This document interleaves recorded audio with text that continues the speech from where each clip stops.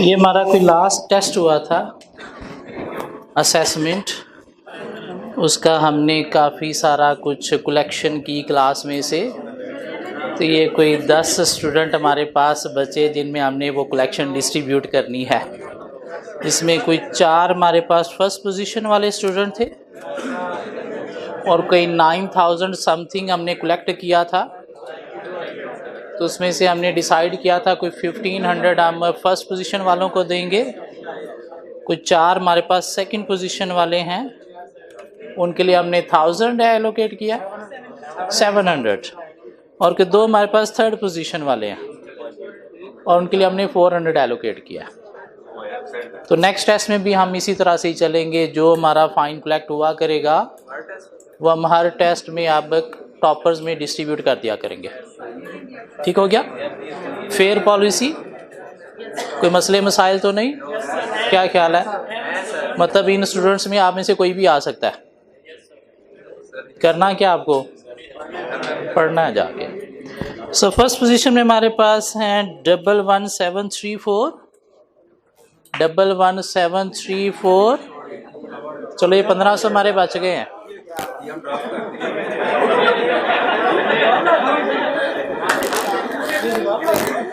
11561 11561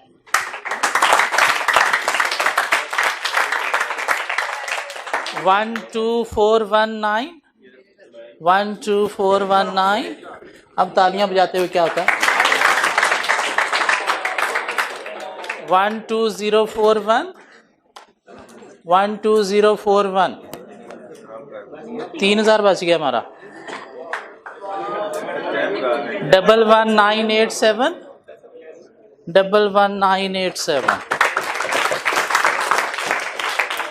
12042 12042 and 12703 12703 12213 12213 11682 and 11545 11545। उठना नहीं, आगे देना। 11734 12041 उसामा करा। तालियां बजाओ ना यार। अच्छा ये 11734 कौन है? 11734 कोई मोहम्मद अजहर है, कोई जानता है इसको?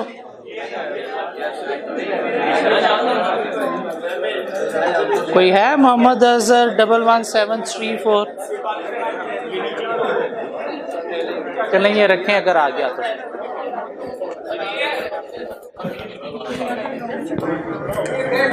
सो चैप्टर 1 2 हम कंप्लीट कर चुके हैं। चैप्टर 3 हमने कल स्टार्ट किया है। और कोई रिजल्ट से पहले हमारे बीच में एक रीत रिवाज चल रही थी टेस्ट वाली। एवरी फ्राइडे हमारा कोई टेस्ट होता है, ऐसी बात थी। तो कल फिर फ्राइडे है।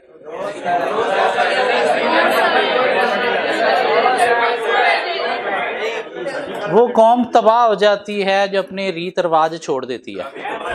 ठीक हो गया? तो हमने अपने रीत रिवाज नहीं छोड़ने। कल हम टेस्ट दे रहे हैं, किस चीज़ का टेस्ट दे रहे हैं आए डिसाइड करते हैं।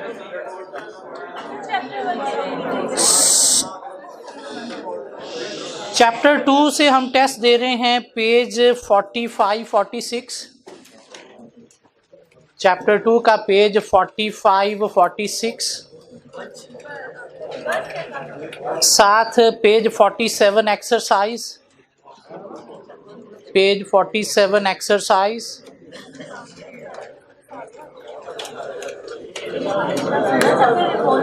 और उसके बाद चैप्टर 3 से पेज 52, 53 एंड 54। आज वाला तो हमने जाके पढ़ना है ना आज, क्या ख्याल है? तो चैप्टर 2 से हम 3 पेजेस का टेस्ट दे रहे हैं, पेज 45, 46, 47, और चैप्टर 3 से हम 3 पेजेस का टेस्ट दे रहे हैं, पेज 52, 53 एंड 54। और 52 हम कल पढ़ चुके हैं, 53 भी हम कल पढ़ चुके हैं, 54 भी आधा हम कल पढ़ चुके हैं, बाकी चीज़ें आज हम सम अप करेंगे। और यहाँ तक हम टेस्ट दे रहे हैं कल मीन फ्राइडे को। थोड़ा सा सरप्राइज टेस्ट है, शायद मुझे कल अनाउंस कर देना चाहिए था, लेकिन मैं ज्यूम कर चुका हूँ कि अब आप लोगों ने डिसाइड कर लिया कि हमने ये पेपर देना है और आप लोगों ने साथ साथ पढ़ना शुरू कर दिया हुआ है। ऐसी बात है? चलें, सो बातें हम कर रहे थे, कोई स्टेक होल्डर्स की बातें हमारे बीच में कल स्टार्ट हुई थी। हाँ जी, लिमिटेड कंपनीज ये टाइप्स ऑफ ऑर्गेनाइजेशन है, यहाँ पर हैविंग लिमिटेड कंपनीज की है, लेकिन नीचे पार्टनरशिप को उसने बयान कराई है। बेसिकली उसने लिमिटेड कंपनी के अंदर दो बातें बताई हैं, एक होती है लिमिटेड लायबिलिटी पार्टनरशिप और एक होती है limited company. Limited liability partnership क्या है कि आपने बिजनेस रजिस्टर्ड करवाया है एज ए पार्टनरशिप, नहीं as a limited liability partnership, जिसमें पार्टनर्स की लायबिलिटी क्या होगी, लिमिटेड होगी up to the extent of investment. ठीक हो गया? उसी से ही आगे क्या फॉर्म निकल आई, लिमिटेड कंपनी निकल आई। अब लिमिटेड लायबिलिटी पार्टनरशिप में कौन है, जिन लोगों की इन्वेस्टमेंट है वही चला रहे हैं, लेकिन लिमिटेड कंपनी में क्या है, इन्वेस्टमेंट किसी और की है, चलाने वाले कोई और है, लेकिन दोनों सूरतों में लायबिलिटी क्या है, लिमिटेड है। क्या ख्याल है? तो उसने बेसिकली दोनों को मिक्स करके जब बात बता दी, लिमिटेड लायबिलिटी पार्टनरशिप भी उसके अंदर थोड़ा सा उसने बता दिया, लेकिन मेनली वो क्या है, जॉइंट स्टॉक कंपनी ही है जिस पे लायबिलिटी क्या होती है, लिमिटेड होती है। और कोई मसले? पार्टनरशिप कंपनीज नहीं है, पार्टनरशिप और चीज़ है, कंपनी और चीज़ है। हेडिंग में सब लिमिटेड कंपनीज लिखा हुआ है। लिमिटेड कंपनीज लिखा है, तो उसी के अंदर उसने थोड़ा सा लिमिटेड लायबिलिटी पार्टनरशिप भी बता दिया।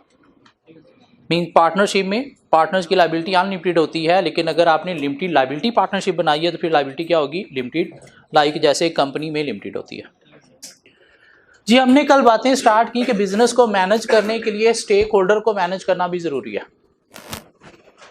स्टेक होल्डर का बेस्ट देखना जरूरी है, वो क्या चाहता है वो प्रोवाइड करना जरूरी है, वरना हमारा बिजनेस मैनेज नहीं होगा। क्यों? स्टेक होल्डर की सपोर्ट नहीं मिलेगी। इसलिए हमें डिसीजन मेकिंग में, स्ट्रैटेजी मेकिंग में सिर्फ अपना बेस्ट नहीं देखना, सब स्टेक होल्डर का बेस्ट देखना है। क्यों? हर स्टेक होल्डर का इम्पॉर्टेंट रोल है आपकी सक्सेस में। तो आपको देखना है आपके स्टेक होल्डर हैं कौन से, और आपको ये भी पता होना चाहिए उनके इंटरेस्ट क्या हैं, डिमांड क्या हैं, एक्सपेक्टेशंस क्या हैं, मीन वो क्या चाहते हैं आपसे। क्यों? अगर वो सपोर्ट कर रहे हैं तो तब तक करेंगे जब आप उनके इंटरेस्ट डिमांड पूरी करोगे। उनके इंटरेस्ट डिमांड पूरी करना बंद कर दोगे, आपको सपोर्ट करना बंद कर देंगे। तो इसलिए हमें देखना है हमारे स्टेक होल्डर हैं कौन कौन से। तो वो कल हमने थोड़ी सी एग्जांपल्स डिस्कस की कि हमारे स्टेक होल्डर में कौन कौन आता है। कस्टमर आता है, उसके बाद प्रायोरिटी आती है किसकी, शेयर होल्डर्स की, उसके बाद प्रायोरिटी आती है सप्लायर की, उसके बाद प्रायोरिटी आती है मैनेजमेंट, जिसमें दो तरह के डायरेक्टर्स हैं, executive directors and non executive directors, उसके बाद एम्प्लॉयज, और ये कौन है, हमारे प्राइमरी स्टेक होल्डर। उसके बाद सेकेंडरी स्टेक होल्डर आते हैं, जिसमें आ जाएगी गवर्नमेंट। गवर्नमेंट में लाइक टैक्सेशन डिपार्टमेंट आ जाएगा, रजिस्ट्रार डिपार्टमेंट आ जाएगा। उसके बाद फाइनेंशियल इंस्टीट्यूशन, फाइनेंशियल इंस्टीट्यूशन में बैंक, जिनको हम लैंडर्स भी कह सकते हैं, जो हमें लैंड कर रहे हैं। इसके अलावा जनरल पब्लिक, जिसको रिप्रेजेंट करती हैं कुछ गवर्नमेंट या सेमी गवर्नमेंट ऑर्गेनाइजेशन, जिनको नाम दिया जाता है प्रेशर ग्रुप्स का, जिसके अंदर मीडिया ग्रुप भी आ जाते हैं। मीडिया ग्रुप किसको रिप्रेजेंट कर रहे हैं, जनरल पब्लिक को। अगर बिजनेस जनरल पब्लिक के अगेंस्ट कोई एक्ट करेगा तो ये मीडिया ग्रुप, प्रेशर ग्रुप उसे हाईलाइट करेंगे। इसके अलावा हम जहाँ पे बिजनेस ऑपरेट कर रहे हैं वहाँ की लोकल कम्युनिटी भी क्या है, हमारे स्टेक होल्डर। तो हमने आइडेंटिफाई कर लिया हमारे स्टेक होल्डर हैं कौन कौन से। अब कहते हैं स्टेक होल्डर दो तरह के होते हैं, कुछ इंटरनल स्टेक होल्डर होते हैं और कुछ एक्सटर्नल होते हैं। दोनों को अगर हम डिफरेंशिएट करें तो those who are inside the organisation वो कौन है, and those who are outside the organisation are called external. कौन कौन इंटरनल है? कस्टमर इंटरनल है, एक्सटर्नल है? External. Share holder internal, supplier, management, employees और ये बाकी सारे। तो 3 इंटरनल स्टेक होल्डर है, शेयर होल्डर है, मैनेजमेंट है, एम्प्लॉइज है। लेकिन मैनेजमेंट में सिर्फ एग्जीक्यूटिव डायरेक्टर इंटरनल है, एग्जीक्यूटिव डायरेक्टर इंटरनल नहीं है, नॉन एग्जीक्यूटिव डायरेक्टर इंटरनल नहीं है। क्यों? इंटरनल का मतलब क्या है? जो परमानेंट रेगुलर बेसिस पे रोल प्ले कर रहे हैं। नॉन एग्जीक्यूटिव क्या है? एम्प्लॉय, इनके लिए वर्ड नहीं यूज किया जाता है क्यों? ये पार्ट टाइमर हैं, तो इसलिए ये इंटरनल नहीं, ये क्या है? एक्सटर्नल स्टेक होल्डर है। हाँ, डिसीजन मेकिंग में, स्ट्रैटेजी मेकिंग में इन्वॉल्व जरूर होते हैं, लेकिन इंटरनल नहीं, क्या है? एक्सटर्नल है। क्यों है? ये एट द सेम टाइम एक से ज़्यादा कंपनीज में भी डायरेक्टर होते हैं।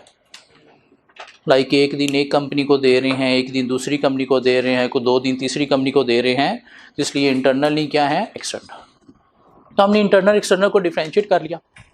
अब हमें लिखना आना चाहिए कि कौन सा स्टेक होल्डर ऑर्गेनाइजेशन से चाहता क्या है, मीन स्टेक होल्डर के इंटरेस्ट क्या हैं, डिमांड्स क्या हैं। तो कस्टमर के क्या इंटरेस्ट है? हाई क्वालिटी लो प्राइस या वैल्यू फॉर मनी।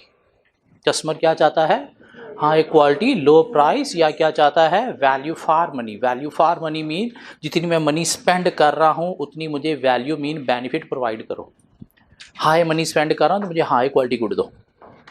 हाँ, अगर गंदी क्वालिटी गुड दे रहे हो, वैल्यू गंदी दे रहे हो, तो मनी भी क्या करो? गंदी मीन कम चार्ज करो। शेयर होल्डर क्या चाहता है? High profit, high dividend, high share price, no involvement in risky projects mean no risky investment. और अगर बिजनेस को ग्रो करना है तो कैसे करना है? Through organic growth. Acquisition mean take over bid नहीं, mean no take over bid. ठीक है, 4 कंसर्न हैं शेयर होल्डर की, जो अगर बिजनेस ने पूरी नहीं की तो शेयर होल्डर को थलथली मच जाएगी, मीन ये खप डालना शुरू कर देगा, बिजनेस को अफेक्ट करना शुरू कर देगा। तो इसलिए आपने क्या करना है? इसको हाई डिविडेंड प्रोवाइड करना है, इसकी शेयर की वैल्यू हाई करनी है, रिस्की प्रोजेक्ट में इन्वेस्टमेंट को अवॉइड करना है, और बिजनेस एक्सपैंड भी करना है। तो टेक ओवर बिड में नहीं जाना, वरना ये बिजनेस को अफेक्ट करेगा। क्यों? ये नहीं चाहता कि डिविडेंड कम हो, ये नहीं चाहता शेयर प्राइस कम हो, ये नहीं चाहता आप रिस्की इन्वेस्टमेंट में इन्वॉल्व हो, ये नहीं चाहता कि आप बिजनेस को एक्सपैंड करो थ्रू एक्विजिशन ग्रोथ। ये 4 पॉइंट हम लर्न कर सकते हैं। मैनेजमेंट अब 2 तरह के हैं, executive, non executive director.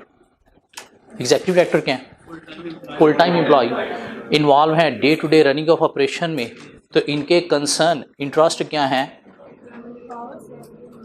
Power, status, authority, job security, promotion, reputation और career path. Career path mean promotion.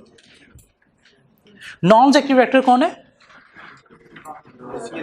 Outsider, not permanent employ of the company, लेकिन इन्वॉल्व है कहाँ पे? डिसीजन मेकिंग, स्ट्रैटेजी मेकिंग में। और इनकी 2 कंसर्न है। ऑनरेरियम के हमें ऑनर दिया जाए, रिस्पेक्ट दी जाए, क्यों? हम एक्सपीरियंस लोग हैं। And adherence to their recommendation. Adherence का मतलब क्या है? फॉलो करना। फॉलो करना मीन हमारी रिकमेंडेशन को एक्सेप्ट किया जाए, फॉलो किया जाए। तो ये भी पढ़ा जा सकता है। एग्जीक्यूटिव, नॉन एग्जीक्यूटिव को हम डिफरेंशिएट कर सकते हैं। एग्जीक्यूटिव डायरेक्टर की क्या कंसर्न है बता सकते हैं, नॉन एग्जीक्यूटिव डायरेक्टर की क्या कंसर्न है वो भी बता सकते हैं। सप्लायर की 3 कंसर्न थी, on time payment, continue buying और ethical treatment. Ethical treatment mean वफादारी। क्या ख्याल है मुझे? एथिकली मीन राइट बिहेवियर मेरे साथ शो करो, गंदा बिहेवियर अवॉइड करो। एम्प्लॉय की क्या कंसर्न है? जॉब सिक्योरिटी, पे, रेम्युनरेशन अच्छी मिले, वर्किंग कंडीशन भी अच्छी मिले। Quality of life, quality of life का मतलब क्या है? अदर बेनिफिट्स, कि मुझे other benefits like travelling facility दी जाए, हाउसिंग फैसिलिटी दी जाए, मेडिकल फैसिलिटी दी जाए। क्यों? इससे मेरे खर्चे जो है कुछ बचेंगे, और बचेंगे तो उससे लाइफ की क्वालिटी क्या होगी? इम्प्रूव होगी। तो क्या चाहता है? पे, remuneration, working condition, job security, quality of life, और साथ एक पॉइंट और है जॉब सेटिस्फैक्शन, जो कैसे आएगी? रिलेशनशिप से, कि मैनेजमेंट एम्प्लॉय के साथ मेरे रिलेशन अच्छे होने चाहिए, जिससे क्या क्रिएट होगी? Job satisfaction. So executive director की कंसर्न है power, status, authority, career path mean promotion, job security and reputation. Employees की कंसर्न है pay, working condition, job security, quality of life and job satisfaction. Government की क्या concern हो सकती है एक बिजनेस से? Taxation, mean high profitability and high taxation. साथ गवर्नमेंट चाहती है कंप्लायंस विद लॉ रेगुलेशन भी, कि बिजनेस क्या करे, लॉ रेगुलेशन को भी कंप्लाई करे, being a separate legal entity ethically behave करे और क्या करे, लॉ रेगुलेशन को कंप्लाई करे। साथ गवर्नमेंट चाहती है आप बिजनेस को एक्सपैंड भी करो, क्यों, जितना एक्सपैंड करोगे उतनी गुड्स एंड सर्विसेज ज्यादा प्रोड्यूस होंगी, गुड्स एंड सर्विसेज ज्यादा प्रोड्यूस होंगी तो नेशनल इनकम इंक्रीज होगी, नेशनल इनकम इंक्रीज होगी तो इससे क्या अचीव होगी, इकोनॉमिक डेवलपमेंट। तो क्या चाहती है, मोर इन्वेस्टमेंट इन बिजनेस, मीन बिजनेस में और इन्वेस्टमेंट करो, पैसा निकालो नहीं, उसको बिजनेस के अंदर लगाओ, बिजनेस को एक्सपैंड करो और उसे क्या प्रोवाइड करो, एम्प्लॉयमेंट अपॉर्चुनिटीज प्रोवाइड करो। तो क्या चाहती है government, high taxation through high profitability, compliance with law regulation, more investment, business expansion for economic development and providing employment opportunities। ये चार कंसर्न गवर्नमेंट की लिखी जा सकती है एक बिजनेस से। क्या है फाइनेंशियल इंस्टीट्यूशन, लैंडर्स क्या चाहते हैं, on time payment of principal, mean loan की अमाउंट प्लस इंटरेस्ट। इन अगर आपने लोन लिया हुआ है तो उसकी प्रिंसिपल की अमाउंट भी मुझे ऑन टाइम पे करो और इंटरेस्ट भी ऑन टाइम पे करो। लेकिन अगर हमने लोन नहीं लिया तो फिर क्या चाहेंगे, लोन ले नहीं, हमने नहीं लेना, हमने हराम नहीं खाना ना खिलाना है। इंटरेस्ट क्या है, हराम है, और लोन में जाएंगे तो हमें हराम में पढ़ना पड़ेगा। और इंटरेस्ट, सूद, हराम इस हद तक कि जैसे आप अल्लाह और उसके रसूल से जंग कर रहे हो, कुरान के अंदर ये है। क्या ख्याल है? और बड़े बड़े लोगों को मैंने तबाह बर्बाद होते देखा है, सिर्फ इंटरेस्ट सूद में पड़े हैं, और चाहे मजबूरी की खातिर पड़े, चाहे ऐसे देखा देखी पड़ गए। गाड़ी लीज पे निकलवा ली बैंक से तो उसमें क्या पे कर रहे हो, इंटरेस्ट। किस लिए ली, अपनी आसाइश के लिए, लेकिन अपनी ज़िंदगी तबाह कर बैठे। इसलिए कभी भी ऐसी हरकतों में नहीं जाना, अपनी औकात में रहना है। जब औकात हो गाड़ी की तो ले लेनी है, अगर नहीं है तो हमने हराम खा के या खिला के गाड़ी आसाइशें नहीं लेनी, औकात में रहना है। वरना वो वक्ती तो नज़र आ रहा है कि कुछ नहीं है, खैर है, लेकिन ओवर द लॉन्ग टर्म आपकी ज़िंदगी को तबाह कर देगा। ये एवं ही कुरान में हराम नहीं है, क्या करना है, अवॉइड करना है। सो अगर हमने लोन नहीं लिया हो तो फिर बैंक क्या चाहेगा, हाई डिपॉजिट्स, कि आपके डिपॉजिट्स मेरे पास हाई होने चाहिए। क्यों, जितने हमारे डिपॉजिट्स ज़्यादा होंगे उतना बैंक का बिजनेस ज़्यादा चमकेगा। क्यों, वो डिपॉजिट्स आपने अगले दिन निकलवा तो नहीं ना लेने, उसने कुछ रिजर्व में रख के बाकी क्या करनी है आगे, क्रेडिट क्रिएशन जिससे बिजनेस बैंक का क्या होगा, चमकेगा। तो क्या चाहता है, on time repayments of principal and interest, और अगर नहीं आपने लोन लिया हुआ तो क्या चाहेगा, high deposits, high inflows and outflows.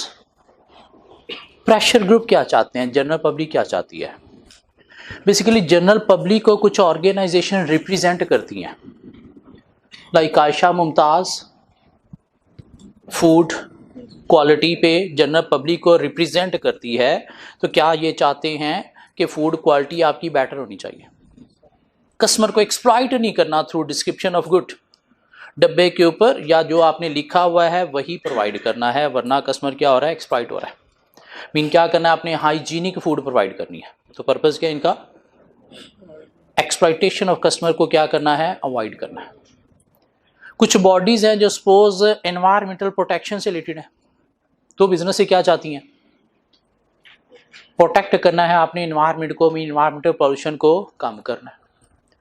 नैब एक बॉडी है, किसको रिप्रेजेंट कर रही है, जनरल पब्लिक को। किस लिए, करप्शन को अवॉइड करने के लिए। तो नैब क्या चाहती है, no corruption in business. Mean जो भी बॉडीज़ हैं, लाइक हेल्थ वाली बॉडी है तो चाहती है आप हेल्थ को प्रमोट करो, इस तरह से करप्शन को अवॉइड करने वाली बॉडी है तो उनका पर्पज़ क्या है, करप्शन को आप अवॉइड करो। इस तरह से कोई फूड हाइजीनिक वाली बॉडी है तो वो क्या चाहती है, हाइजीनिक फूड प्रोड्यूस करो। तो क्या कंसर्न है जनरल पब्लिक के, जिनको रिप्रेजेंट कर रहे हैं प्रेशर ग्रुप्स। सो क्या कहता है, पब्लिक कंसर्न इज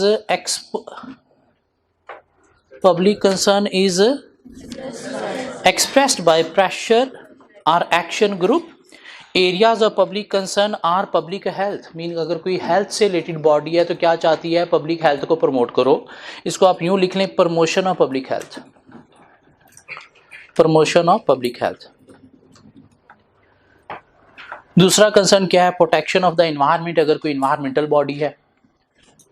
तीसरा कंसर्न क्या है, no corruption in business practices, नैप जो कि करप्शन को अवॉइड करने के लिए बनाया गया, जनरल पब्लिक को रिप्रेजेंट कर रहा है। उसके बाद चौथा कंसर्न क्या है, no exploitation of consumer, no exploitation of consumer through misleading description of good, mean कुछ और कह के कुछ और नहीं खिलाना आपने, डब्बे के ऊपर जो लिखा है अंदर भी वही चीज़ ही देनी है आपने, ताकि पब्लिक को एक्सप्लॉयट ना किया जा सके। तो 4 कंसर्न है जनरल पब्लिक या प्रेशर ग्रुप्स के। पहला क्या है, प्रमोशन ऑफ पब्लिक हेल्थ। दूसरा क्या है, प्रोटेक्शन ऑफ एनवायरनमेंट। तीसरा क्या है, नो करप्शन इन बिजनेस। और चौथा क्या है, no exploitation of consumer through description misleading description of good. ये 4 पॉइंट आपने रटा लगाने हैं। जनरल पब्लिक या प्रेशर ग्रुप जो उनको रिप्रेजेंट कर रहे हैं उनके कंसर्न क्या। लोकल कम्युनिटी का क्या कंसर्न हो सकता है बिजनेस से, यहाँ पे आप बिजनेस ऑपरेट कर रहे हैं, वहाँ की जो लोकल जनता है उनका आपसे क्या कंसर्न हो सकता है। प्लीज डू नॉट अफेक्ट अस, हम आपको नहीं छेड़ रहे तो आप भी हमें ना छेड़ो, हम आपको नहीं छेड़ रहे तो आप भी हमें ना छेड़ो। अगर आपकी फैक्ट्री से धुआं निकलता है, पोल्यूशन होती है, तो उससे हमारी हेल्थ अफेक्ट होती है, तो प्लीज़ यहाँ से दफ़ा दूर हो जाओ, शहर से बाहर जाके कहीं पे प्रोडक्शन करो। हम यहाँ पे रहते हैं, आपकी गाड़ियाँ आती हैं, डिलीवरीज आती हैं, लोकल ट्रैफिक जैम होता है, हम अफेक्ट होते हैं, तो प्लीज़ इनको दिन में ना लाओ, रात को 11 बजे से सुबह 5 बजे के दौरान लाओ जब हम सो रहे होते हैं। प्लीज़ डू नॉट अफेक्ट अस, हम आपको नहीं छेड़ रहे तो हमें ना छेड़ो। या अगर हो सके तो हमें कोई एम्प्लॉयमेंट अपॉर्चुनिटीज़ प्रोवाइड करो। अगर हो सके तो यहाँ पे लोकली आप प्रोडक्शन करते हो, आपको ट्रांसपोर्टेशन कॉस्ट नहीं पड़ती, तो हमें वो चीज़ें लो प्राइस पे प्रोवाइड करो। नॉर्मली ऐसे होता है, एक चीज़ जिस एरिया में प्रोड्यूस हो रही होती है उस एरिया में वो चीज़ थोड़ी लो प्राइस पे होती है as compare to other areas, क्यों, ट्रांसपोर्टेशन कॉस्ट बिजनेस को बेयर नहीं करना पड़ती। तो क्या चाहते हैं, please do not affect us, या प्रोवाइड करो क्या, एम्प्लॉयमेंट अपॉर्चुनिटीज़, प्रोटेक्ट करो इन्वायरमेंट को, या फिर हमें प्रोवाइड करो गुड्स एट लोअर प्राइस। तो कौन सा स्टेक होल्डर क्या चाहता है, अगर हमसे पूछ लिया जाए तो क्या हम लिख सकते हैं। रटे शटे लगाने की ज़रूरत है, गवर्नमेंट के 4 कंसर्न रटा लगाना पड़ेगा आपको, वरना भूल जाओगे। टैक्स का तो पता है, लेकिन साथ non compliance with law regulation government afford नहीं करती, क्या चाहती है, कंप्लायंस विद लॉ रेगुलेशन। साथ गवर्नमेंट चाहती है बिजनेस एक्सपेंशन इन्वेस्टमेंट, और साथ क्रिएटिंग एम्प्लॉयमेंट अपॉर्चुनिटीज़। क्या ख्याल है, जनरल पब्लिक की 4 कंसर्न रटा लगाना पड़ेगा, क्यों हमें पता ही नहीं है। क्या चाहती है, promotion of public health, protection of environment, no corruption in business, and no exploitation of consumer through misleading description of goods. Supplier क्या चाहता है, on time payment, continue buying and ethical treatment. बाकी मैनेजमेंट क्या चाहती है, employ क्या चाहते हैं, ये हम खुद से लिख सकते हैं। शेयर होल्डर क्या चाहता है, खुद से लिखा जा सकता है। कस्टमर क्या चाहता है, हमारी बुक के अंदर नहीं लिखा हुआ कहीं पे भी, लेकिन हमें पता होना चाहिए कस्टमर चाहता क्या है, हाई क्वालिटी लो प्राइस, या क्या चाहता है, वैल्यू फॉर मनी। सो 2 तरह के स्टेक होल्डर होते हैं, internal, those who are inside the organisation and those who are outside the organisation. कहते हैं एक स्टेक होल्डर और भी है जिसे नाम दिया जाता है कनेक्टेड स्टेक होल्डर का, कनेक्टेड स्टेक होल्डर। कहते हैं कनेक्टेड स्टेक होल्डर कौन है, इंटरनल नहीं एक्सटर्नल, इंटरनल नहीं है, क्या है, एक्सटर्नल है, लेकिन कंपनी की डिसीजन मेकिंग को इन्फ्लुएंस कर रहा है। वैसे तो डिसीजन मेकिंग में कौन इन्वॉल्व होते हैं, इंटरनल, लेकिन ये कौन है, इंटरनली एक्सटर्नल स्टेक होल्डर है, लेकिन कंपनी की डिसीजन मेकिंग को इन्फ्लुएंस कर रहा है। डिसीजन मेकर भी नहीं है, क्यों, डिसीजन जो भी लेना है कंपनी का वो सारी मैनेजमेंट ने मिलके लेना है, ये डिसीजन मेकर नहीं है, लेकिन डिसीजन मेकिंग को इन्फ्लुएंस कर रहा है। एग्जाम्पल दी जा सकती है, जो इंटरनल नहीं एक्सटर्नल है लेकिन डिसीजन मेकिंग को इन्फ्लुएंस कर रहा है, मीन डिसीजन मेकिंग में इन्वॉल्व है, ये कौन है, इंटरनल है या एक्सटर्नल है, लेकिन डिसीजन मेकिंग को इन्फ्लुएंस कर रहा है। डिसीजन मेकर नहीं है। क्यों? डिसीजन किसने लेना है? सारी मैनेजमेंट, एग्जीक्यूटिव, नॉन एग्जीक्यूटिव ने मिलकर डिसाइड करना है। तो ये क्या है? इंटरनल नहीं एक्सटर्नल है। मीन कंपनी का परमानेंट पार्ट नहीं है, डिसीजन मेकर नहीं है, लेकिन डिसीजन मेकिंग को इन्फ्लुएंस कर रहा है। तो कौन हुआ? Non executive director. या कोई आपका की कस्टमर भी हो सकता है, जिसकी बातों को कंसीडर करते हुए आप डिसीजन ले रहे हो। कोई की सप्लायर भी हो सकता है, जिसकी बातों को कंसीडर करते हुए आप डिसीजन ले रहे हो। और सप्लायर कस्टमर दोनों क्या हैं? एक्सटर्नल। या आपका कोई की डिस्ट्रीब्यूटर भी हो सकता है, जिसके थ्रू आप चीज़ें बेचते हो। क्या ख्याल है? तो एग्जाम्पल्स क्या है? नॉन एग्जीक्यूटिव डायरेक्टर, की कस्टमर, की सप्लायर, या रिटेलर या डिस्ट्रीब्यूटर। हमारी आई कैप बुक ने इसके अंदर एम्प्लॉय का वर्ड भी लिखा हुआ है। क्या एम्प्लॉय ठीक है? नहीं, क्योंकि वो तो इंटरनल होता है ना, कनेक्टेड है क्या? इंटरनल नहीं, एक्सटर्नल है। और ये एग्जामिनर से मैंने डिस्कस किया कि एम्प्लॉय नहीं है, और उसने एग्री किया कि हाँ एम्प्लॉय नहीं है। अगर आई कैप बुक से कोई फॉलो कर रहा हो तो एम्प्लॉय कनेक्टेड स्टेक होल्डर नहीं है, वो गलत लिखा हुआ आई कैप बुक के अंदर। ठीक हो गया? ये डिफाइन किया जा सकता है कनेक्टेड स्टेक होल्डर कौन है, और इसकी एग्जाम्पल भी दी जा सकती है। पास में एग्जामिनर 2-3 दफ़ा 1-2 नंबर के लिए टेस्ट भी कर चुके हैं। सो कुछ स्टेक होल्डर इंटरनल होते हैं, कुछ एक्सटर्नल होते हैं, एक कनेक्टेड स्टेक होल्डर भी है, कहते एक मेन स्टेक होल्डर भी होता है। Main stakeholder, main stakeholder कौन है? Who have greatest influence in the company. कि वो स्टेक होल्डर जिसका ऑर्गेनाइजेशन के अंदर ग्रेटेस्ट इन्फ्लुएंस है, मीन जो बहुत ज़्यादा इन्फ्लुएंस रखता है ऑर्गेनाइजेशन के ऊपर, वो कौन है? Main stakeholder. कौन ग्रेटेस्ट इन्फ्लुएंस रखता है? वही लोग जो डिसीजन मेकिंग में इन्वॉल्व होते हैं। लाइक कंपनी का चेयरमैन है, सीईओ है, या बोर्ड ऑफ डायरेक्टर्स हैं, तो ये क्या है? ग्रेटेस्ट इन्फ्लुएंस रखते हैं। लेकिन ये बोर्ड ऑफ डायरेक्टर को भी पीछे से कौन इन्फ्लुएंस कर रहा होता है? Share holder. क्या ख्याल है? तो मेजर शेयर होल्डर कौन हो गया? हमारा मेन स्टेक होल्डर। या ग्रेटेस्ट इन्फ्लुएंस शायद कोई मेजर कस्टमर भी रखता है, तो जो मेजर कस्टमर है, जो आपका लार्ज कस्टमर है, वो भी क्या बन गया? Main stakeholder. तो मेन स्टेक होल्डर कौन है? Those stakeholders who have greatest influence in the organisation. Usually कौन है? Board of directors. लेकिन बोर्ड ऑफ डायरेक्टर को भी पीछे से कौन पुशअप कर रहा होता है? शेयर होल्डर, जो अपनी वोटिंग के थ्रू इन्हें रिप्लेस कर सकते हैं। या कोई की कस्टमर भी आपका क्या हो सकता है? Main stakeholder. की मीन मेजर कस्टमर, जो आपके बिजनेस का सर्वाइवल है। तो इसको डिफाइन करके एग्जांपल दी जा सकती है। ये पढ़ के देखें, समझ आती है।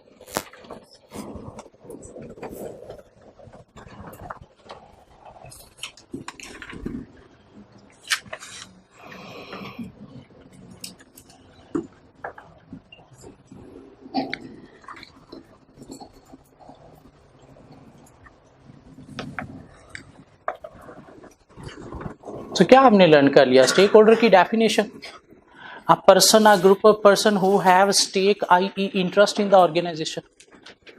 या स्टेक होल्डर को कल हमने डिफाइन किया, a person, a group of person who can influence और can be influenced by the activities of the organisation. या person, a group of person who can affect और can be affected by the organisation are called stakeholder. कौन stake holder होते हैं? ये सारे stake holder होते हैं। Mean वो जो बिजनेस से अफेक्ट होता है या बिजनेस को अफेक्ट करता है, वो कौन है? स्टेक होल्डर है। ये जानवर, परिंदे, दरख्त भी तो हमसे अफेक्ट होते हैं ना, हमें अफेक्ट करते भी हैं। तो क्या ये भी स्टेक होल्डर है? जानवर, परिंदे, दरख्त आपके बिजनेस से इफेक्ट होते हैं? जानवर, परिंदे, दरख्त आपके बिजनेस से इफेक्ट होते हैं ना? तो क्या ये स्टेक होल्डर है?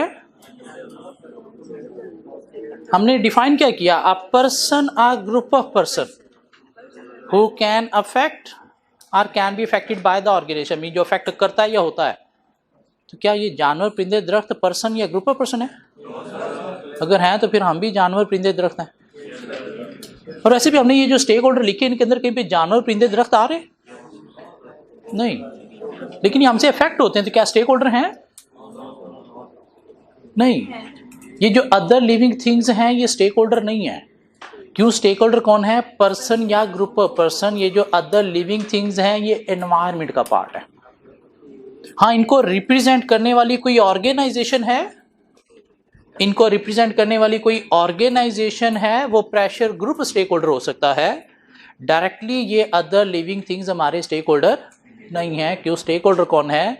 A person or group of person.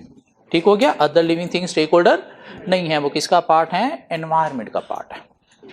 सो कुछ इंटरनल स्टेक होल्डर हैं। कौन कौन से इंटरनल है बताए जा सकते हैं? कुछ एक्सटर्नल हैं, वो भी बताए जा सकते हैं। कौन क्या चाहता है बता सकते हैं? कनेक्टिव स्टेक होल्डर को डिफाइन करके एग्जांपल दी जा सकती है। मेन स्टेक होल्डर को डिफाइन करके एग्जांपल दी जा सकती है। ऐसी बात है? एक कॉपी पेन निकालें फिर।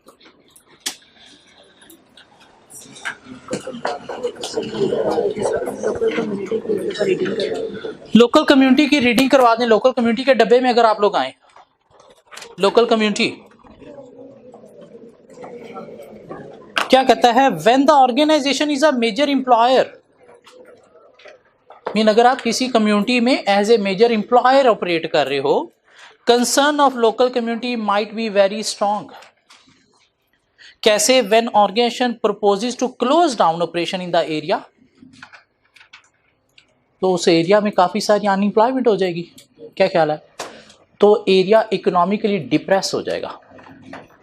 क्यों? वहां पे जब आप अनएम्प्लॉयमेंट करोगे तो वहां पे जो बाकी बिजनेसेस हैं उनके कस्टमर अफेक्ट हो जाएंगे। क्यों? उस एरिया की परचेजिंग पावर कम हो गई, जिससे वो एरिया क्या हो जाएगा? इकोनॉमिकली डिप्रेस हो जाएगा। तो इसलिए being a major employer, local community आपसे चाहती है कि आप अपने बिजनेस को कंटिन्यू रखो, बंद नहीं करो।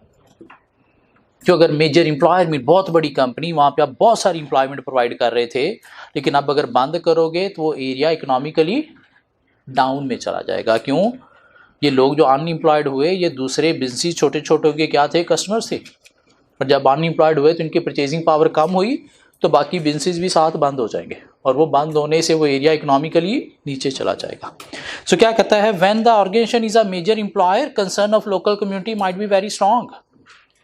When organisation proposes to close down operation in that area and making employees redundant, this shut down by a major employer has a knock on effect। knock on बोलते हैं मल्टीपल इफेक्ट्स को। Mean से क्या होंगे? Multiple effects होंगे। किस पे? For the other businesses. क्यों? उनके कस्टमर भी लूज हो जाएंगे, वो भी बंद करने के करीब करीब पहुंच जाएंगे। Which will lose trade and income, तो उस एरिया की ट्रेड भी खत्म होगी, इनकम भी इफेक्ट होगी, तो एरिया डाउन में चला जाएगा। अभी हमने एक कॉपी पेन निकाला। ये कनेक्टेड स्टेक होल्डर की डेफिनेशन अभी लर्न करके लिखनी है हमें with the help of example, और ये मेन स्टेक होल्डर की डेफिनेशन लर्न करके अभी लिखनी है हमें with the help of example. Government के लॉ रेगुलेशन बिजनेस के लिए करते हैं, इसलिए हमने क्या करना है? कंप्लायंस विद लॉ रेगुलेशन करनी है। गवर्नमेंट ने कोई लॉ बनाया है तो उसके पीछे कोई पर्पस होता है, ऐसे नहीं बनाती। मीन उस सोसाइटी के लिए अच्छे हैं। अब बिजनेस के ऊपर बेशक इम्पोज हैं, लेकिन आपने कंप्लाई करना है, और ये गवर्नमेंट की कंसर्न है आपसे कि कंप्लाई करोगे तो रजिस्ट्रेशन मेंटेन रहेगी, वरना रजिस्ट्रेशन कैंसल। कनेक्टेड में कहा जा सकता है गवर्नमेंट एक्सटर्नल है, लेकिन अगर डिसीजन मेकिंग को इन्फ्लुएंस कर रही है तो कहा जा सकता है, कहा जा सकता है वो सिर्फ डिसीजन मेकिंग में इन्वॉल्व है और कहीं इन्वॉल्व नहीं होते। डिसीजन सारे बोर्ड मेंबर मिलकर डिसाइड करते हैं करना क्या है। वो डिसीजन मेकिंग में रोल प्ले करते हैं, मीन अपनी सजेशंस देते हैं, फिर सारे बोर्ड मेंबर मिल के उसको फाइनलाइज करके वो डिसीजन इंप्लीमेंट करते हैं। मीन डिसीजन मेकिंग कोई एक अकेला डायरेक्टर नहीं करता, सारे एग्जेक्टिव नॉन एग्जेक्टिव मिल के करते हैं। हाँ, नॉन एग्जेक्टिव उसमें अपना एक्सपीरियंस नॉलेज शेयर कर रहे हैं। जी, कनेक्टेड स्टेक होल्डर को भी हम डिफाइन कर रहे हैं, और उसके बाद मेन स्टेक होल्डर को, ताकि अभी ये आधा पेज तो हमारे दिमाग में बैठ जाए ना।